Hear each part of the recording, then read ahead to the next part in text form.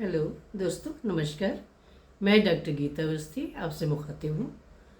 दोस्तों, हमारे समाज में कुछ अंचलों में अभी भी महिलाओं को ही झुकना पड़ता है। बात कुछ भी हो, मगर हमेशा महिलाएं ही झुकती हैं, ये प्रश्न हमेशा सामने आता है। इसी कथानक से जुड़ी हुई एक कहानी प्रस्तुत करती हूँ।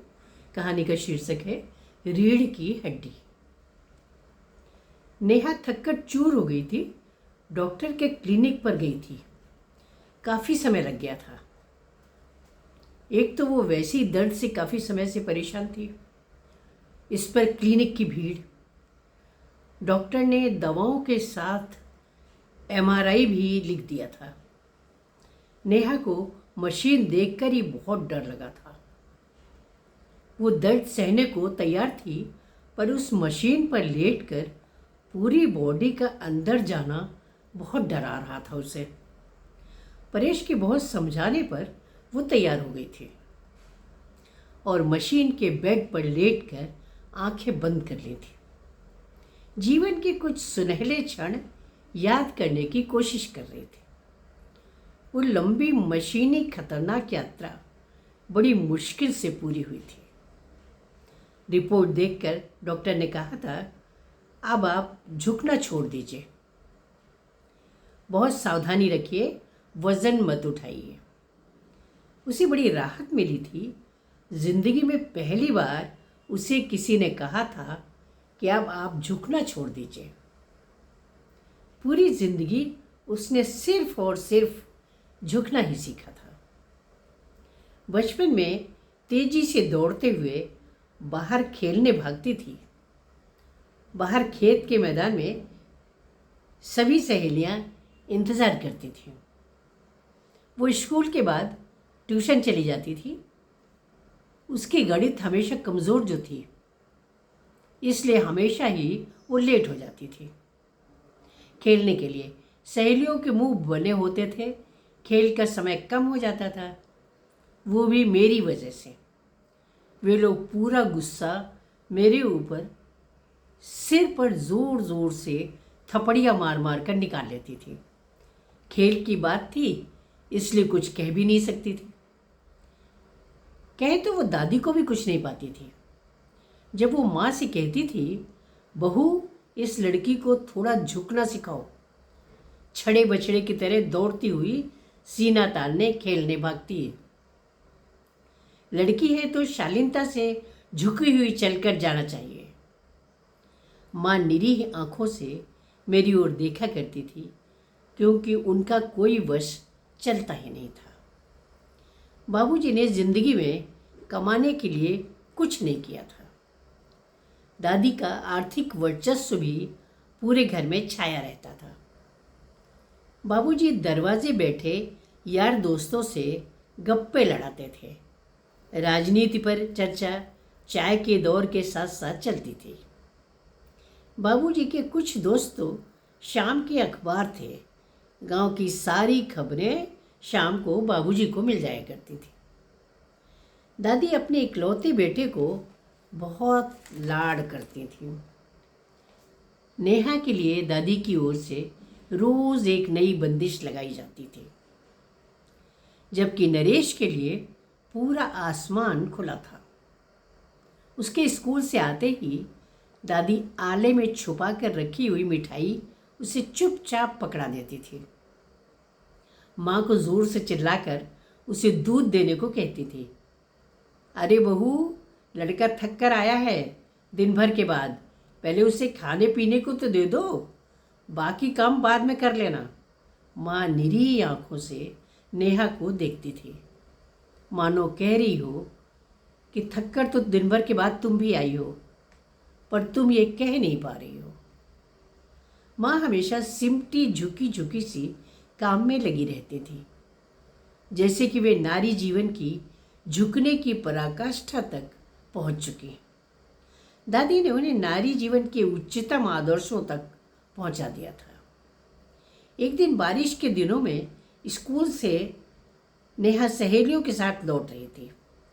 सड़क के गड्ढों में पानी भरा हुआ था।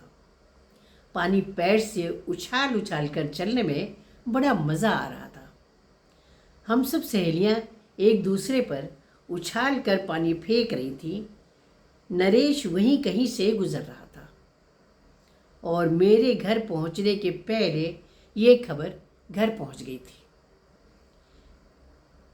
नेहा के घर में घुसते ही सभी लोग आक्रामक मुद्रा में दिखे थे। पहली बार बाबूजी ने भी नेहा को गुस्से से देखा था। उसे देखते ही बोले थे, सड़क पर चलने का सलीका भी नहीं आता, उछल उछल कर चलती हो। भले घरों की लड़कियां इस तरह नहीं चला करती हैं। दादी का प्रवचन तो रात तक चलता रहा था। बस माँ चुपचाप अपने काम में लगी रही थी। नरेश अपनी शरारती आंखें नचाता हुआ नेहा के आगे पीछे घूम रहा था। नेहा मौन रहकर अपनी पैरवी कर रही थी, क्योंकि उसके पास बोलने के लिए शब्द नहीं थे। नेहा पुरजोर पैरवी करके कहना चाहती थी कि हर वक्त स्त्री को झुकना क्यों जरूरी है। बाबूजी खाना खाने आते हैं तो माँ झुककर उनके पैर धुलाने के लिए पानी क्यों डालती है। वे अपने आप भी तो पैर से पानी डालकर धो सकते हैं, लेकिन माँ अपना परम कर्तव्य मानकर बाबूजी के पैर धुलाने दौड़ पड़ती है। दादी माँ वो बाबूजी का खाना लगाने के बाद माँ गरम गरम रोटी सेक कर उससे परोसने के लिए कहती है और वो झुक झुक कर खाना परोसती रहती है। उस दिन की घटना पर नेहा कई बार मनोवैज्ञानिक तरीके से सोचना चाहती है कि अगर थोड़े से आनंद के लिए उसने सहेलियों के साथ पानी उछाल भी लिया था तो कौन सा अपराध हो गया था जो अक्षम्य था। रिजल्ट निकला था तो मन झूम झूम उठा था। अच्छे डिवीज़न व अच्छे मार्क्स से पास हुई थी। भाई नरेश ने आकर रिजल्ट सबको बताया था। माँ उसकी तरफ देखकर हल्के से मुस्कुरा दी थी, जिसमें उसके लिए प्रशंसा समाहित थी। माँ ने दादी से पूछा था, अम्मा हलवा बनाकर भगवान का भोग लगा दूँ? दादी ने कहा था, तेरा मन है तो बना ले, भोग लगाकर बाहर भी भिजवा दियो। नेहा दादी के पास आकर चुपचाप बैठ गई थी, जबकि उसका मन कह रहा था वो झूमे उछले गुनगुनाए, पर उसे पता था कि उसके बाद क्या होगा। दादी ने उसके सिर पर हाथ रखकर कहा था, ऐसे ही पढ़ती रहना ताकि अच्छा घर वर मिले। शिक्षा व संस्कार दोनों ही चीज़ें लड़कियों का भविष्य बनाती हैं। उसने धीरे से सिर हिला दिया था।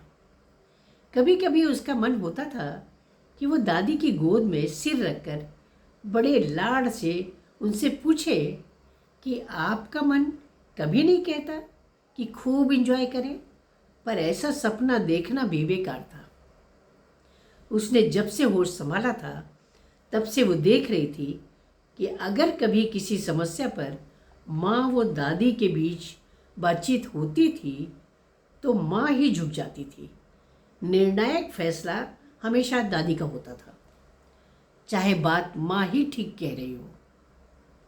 वो मार्कशीट लेने स्कूल गई थी। नरेश साथ में गया था, मगर बाहर उसका एक दोस्त मिल गया था और वो बातें करने लगा था। नेहा अंदर कमरे में बाबू के पास आ गई थी और रोल नंबर बताकर बाबू से मार्कशीट मांगी थी। बाबू ने उसे मार्कशीट दे दी थी, पर उस पर नाम अमरेश का लिखा हुआ था। अमरेश उसी के साथ पढ़ता था। स्कूल के बाहर निकलकर उसने जब देखा था तो वो परेशान हो गई थी। उसने अंदर जाने की पुनः कोशिश की थी, तभी भीड़ को चीरता हुआ अमरेश उसके पास आ गया था और मार्कशीट मांगी थी। उसने चुपचाप मार्कशीट बढ़ा दी थी। वो दूसरा हाथ अपनी मार्कशीट के लिए बढ़ा दिया था। इस दौरान उसकी निगाहें अमरेश की ओर उठ गई थी। अमरेश भी उसे देख रहा था। वो नरेश के पास आ गई थी। नरेश दोस्त के साथ बातचीत में मशगूल था। उसने पूछा था, इतनी देर क्यों लगा दी? वो चुप रही थी तो नरेश खुद ही बोला था, भीड़ भी तो बहुत है। वो घर आ गई थी, मगर पता नहीं क्यों उसे अजीब सी गुदगुदी महसूस हो रही थी। उसे अमरेश की आंखें याद आ रही थी। मन पूछ रहा था, क्या अमरेश भी कुछ ऐसा ही महसूस करता होगा? उसका मन करता था कि वो अमरेश से एक बार और मिले या फिर उसे खत लिखे। यौवन ने उसके मन पर दस्तक दे दी थी, पर वो चाह कर भी कुछ नहीं कर सकती थी। वो जानती थी कि घर की आर्थिक स्थिति बहुत अच्छी नहीं है और ऐसे में नरेश की पढ़ाई और उसकी शादी दो बड़ी समस्याएं हैं। उसका मन करता था कि माँ से कहे कि बिना दहेज की शादी के लिए वो कोशिश करे क्या। उसे हंसी आ जाती थी। अमरेश पर उसे इतना भरोसा कैसे? कभी बात भी तो नहीं हुई। फिर भी न जाने क्यों वे आंखें उसे सोने नहीं देती थी। मन बेचैन था। कुछ महीने बाद एक रिश्ते की बुआ के माध्यम से एक रिश्ता आया था। लड़के की पहली पत्नी की मृत्यु हो चुकी थी, मगर बच्चे नहीं थे। परिवार समृद्ध था, अच्छा खासा बिजनेस था। माँ हमेशा की तरह ना चाहते हुए भी चुप रही थी। उन्हें पता था कि उनकी बात की कोई अहमियत नहीं हुई। वही होना है जो दादी वो बाबूजी चाहेंगे। माँ को दोनों के बीच उम्र का फासला अखर रहा था, पर माँ को तो झुकना ही था। वे लोग नेहा को देखने आए थे। परेश को नेहा पहली नज़र में ही पसंद आ गई थी। परेश की आंखें सिमटी सिमटी सी थीं। नेहा ने धीरे से नज़र उठाकर देखा था तो उसे वे आंखें चमगादड़ जैसी लगी थी, पर कुछ बोलने का तो प्रश्न ही नहीं था। उसे उस रात अमरेश की आंखों ने बहुत परेशान किया था। मानो कह रही हूँ कि बस इतना ही साथ निभाना था। उसने धीरे से माँ से उम्र के फासले की बात उठाई थी तो माँ ने कहा था, तुम जानती हो बड़ों की बात ही माननी होती है। महिलाओं या लड़कियों को हमेशा हर बात में झुक जाना पड़ता है। ये बात हमेशा जीवन भर याद रखना। शादी हो गई थी। वहाँ भी परेश की माँ साथ में रहती थी। नेहा को हर बात में सिर्फ जी कहना होता था, अपनी कोई आवाज़ नहीं थी। परेश कभी कभी कहता था कि ज़िंदगी जीने के लिए है, खुश रहो, मगर वो पूछना चाहती थी कि क्या वो अपनी बात दृढ़ता के साथ रख सकती है। उसे जवान दराजी तो नहीं माना जाएगा, मगर वो डरती थी कि कहीं ये भी नियमों के प्रतिकूल न हो। आज डॉक्टर ने जब कहा कि अब आपको झुकना नहीं है तो उसका जीवन भर का दर्द भूल गया था। वो रीढ़ के दर्द के बावजूद आराम महसूस कर रही थी। नमस्कार।